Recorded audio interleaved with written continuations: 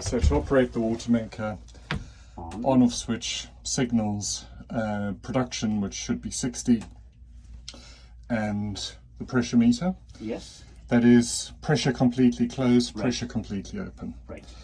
So normal production, you just turn it on, nothing happens for 30 seconds. Okay. And then when the pump has started. Now I'm not going to pump it through because the water quality is very bad. very bad. Yes. What it will do is initially the yellow light will go on, which it says poor quality, but actually it's not That bad. But it's not. It doesn't actually mean poor quality. It means it's building pressure. I see. The needle will hover over there, Yes. and as the pressure builds and it goes into the green, it'll change to good quality Right. and settle down. Okay. Sometimes it'll go to good quality and then back to poor quality, Okay. and then back to good zero. quality. Oh, no, back to good. Okay. Yeah. While it is building, and as long as it's saying poor quality, the production will remain low. Yes. As soon as it goes green, 60. If you have the right pressure. if you have the right pressure. At that time, is the water that you're actually making, is it rejected It's rejected. automatically? Yes, The device knows when to reject and not reject. exactly. So Wow. the production is measuring what's going through to your tank.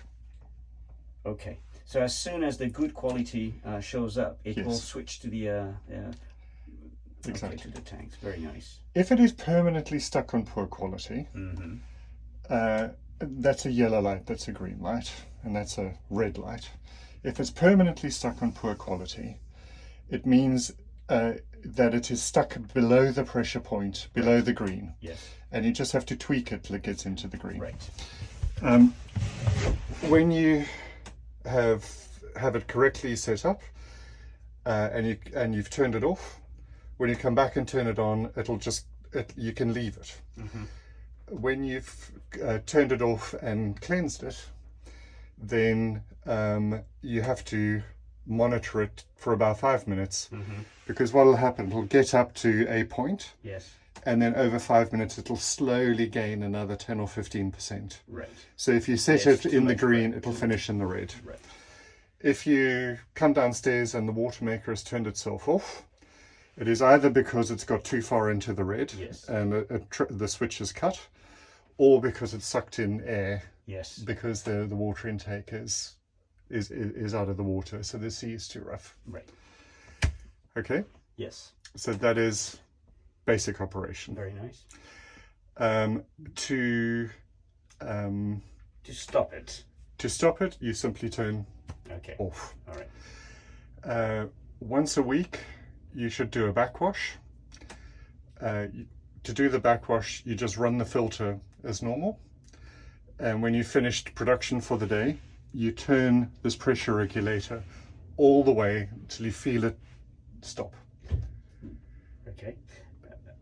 Say that again. Right. To make sure I understand. To do that once a week, you do a backwash. Right. To But do for the backwash, I don't have to do anything except the underneath. No, you don't even need to touch that. You do the backwash from here, the automatic cycle. Okay. So you turn the pressure regulator all the way to Yes. 0. As soon as it gets there, it stops taking in seawater and it takes in fresh water. Wow. And it flushes the fresh water over the membranes. Okay. But as you know, fresh water is not good for membranes. Right. That's why the pressure needs to be at 0. Okay. So it flushes the water over the membranes, clears all the crap out, and automatically turns itself off. Wow. What you're left with then is your switch will still be in the on position because you haven't turned it off. Okay. The blue light will still be flashing to say there's power coming through, so you just turn it to the off position. Okay. And how long does it take to do the backwash? 2 minutes. Okay.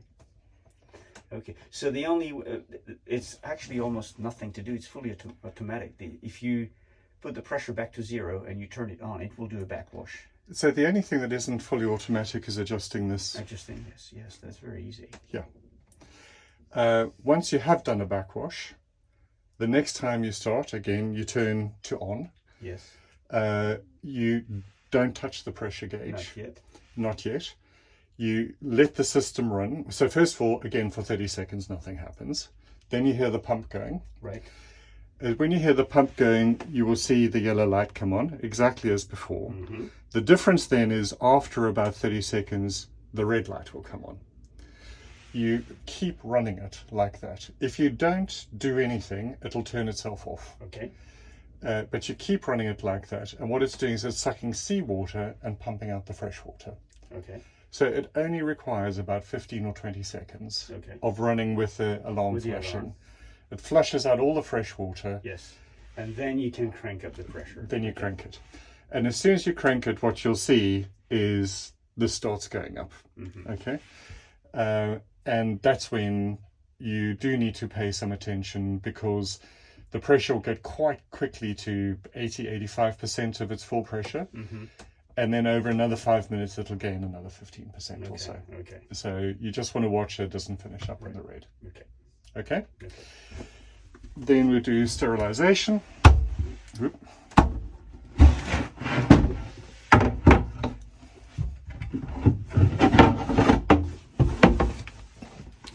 Thank you.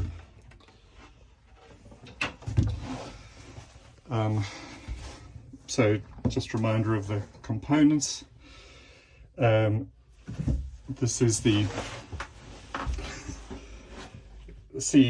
seawater inlet. Yep. This is when you in normal operation, you have the switch set this way, which is no fresh water unless the automatic cycle demands it, and the seawater is open. That is both closed. If you want to manually flush, I see. That'll Right. manually flush it. Okay. It will manually flush, but you still have to turn this on for the flush to go. The pressure of the fresh water is not enough to actually flush? No, so you can manually flush. It is better to do an automatic flush. I see. The manual does explain why. This does two things. This only does one thing. The manual flush only does one thing. So I can't remember exactly what it is. It does explain it in the manual, but I'm telling you how to do the manual flush, but you actually shouldn't bother doing it. You should let the machine do it in the way I talked through earlier. Right. Okay. Okay. The 5 micron filter yes. over there. So in fact, you never touch that valve. Always leave it in this position. Except when you want to do a sterilization. Okay. Okay.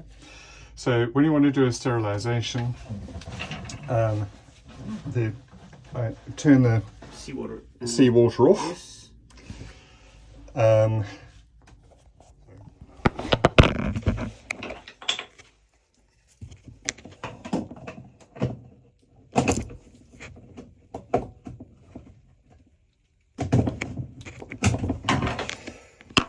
Somehow I always manage to do it the wrong way around, and I tighten it first. Then have to loosen it. Okay. I should really have bought a plastic bag. Let me go and grab one just so we can put that into.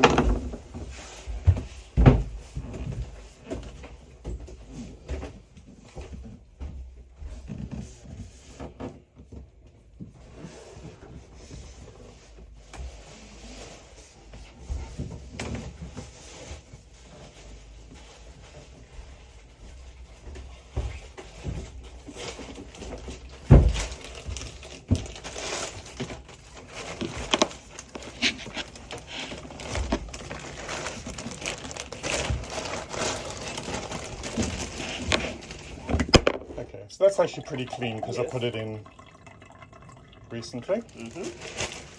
You rinse it manually, this one, or never? I just chuck and put in a new one. That water is worth throwing away because it tends to accumulate all the crap. Right.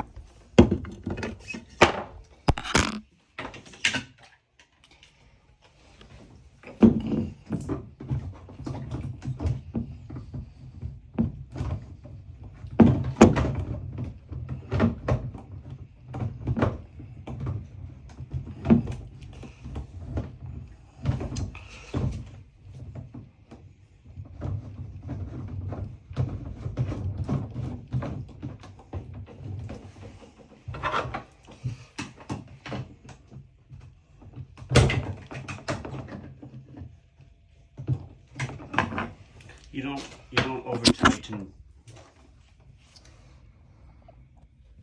Okay, and then so you've put the cartridge into the 5 micron filter, put it back on. You switch the inlet valve here all the way so that the fresh water goes, remembering that the fresh water will only pump if the pressure is set all the way to 0. Right. You watch the composition of the chemicals in there, and in an ideal world what you want is all the chemical to have gone through, but you need to make sure you stop.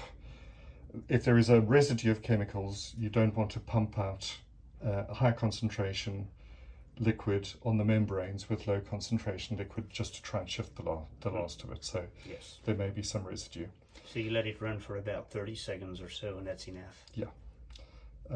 Probably what would be an idea is to turn the cartridge this way, upside down first, put all the chemicals on the top, and then put it in. Yes. That may be a smart thing to do. Mm-hmm. Okay. So you now have a Clean membranes, basically. clean membranes. Yes. When you come back,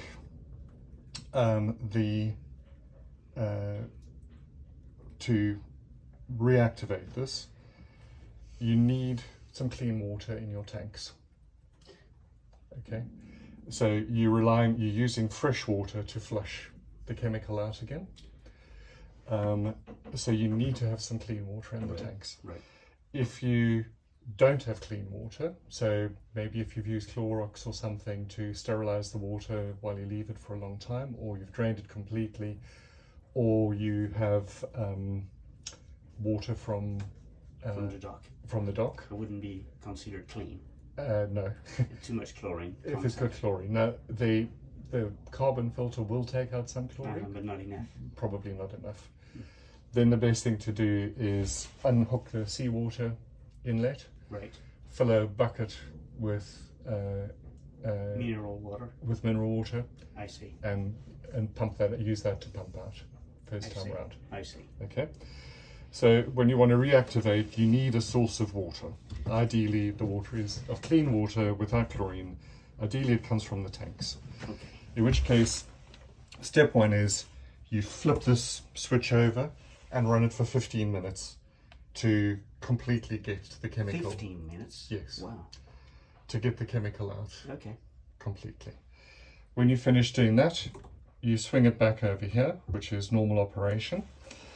You don't do what I do and forget to turn the seawater tap back on and spend hours looking for airlocks that didn't exist. Right. So you turn that back on, and then it is just like coming from a back flush. You've got a clean system with the pressure set to 0. Yes. You turn on, you wait for the red light to start flashing.